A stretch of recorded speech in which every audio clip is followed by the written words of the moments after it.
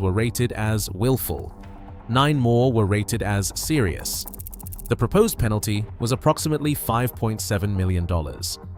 Phillips eventually agreed to pay $4 million and to put new process safety management procedures in place across all of its United States facilities.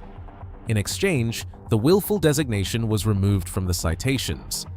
The Secretary of Labor at the time, Elizabeth Dole, was direct about it. She said the tragedy was magnified by clear evidence that the explosion was avoidable, that recognized safety procedures had not been followed, and that internal Phillips documents had called for corrective action and been ignored. In other words, the warning trail.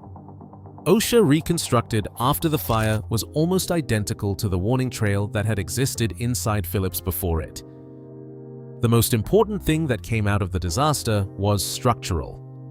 OSHA's process safety management standards, the framework that requires companies handling large quantities of hazardous chemicals to formally analyze risk, train workers on procedures, and document corrective actions, were published in the United States Code of Federal Regulations in 1992, 3 years after the explosion.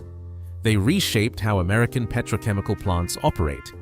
But there is one more detail this channel cannot leave out. In 1999, the same Phillips Pasadena complex was the site of another explosion that killed 2 contract workers, burned by molten plastic. In the following year, another explosion at the same complex took more lives. The disaster of 1989 did not end the pattern.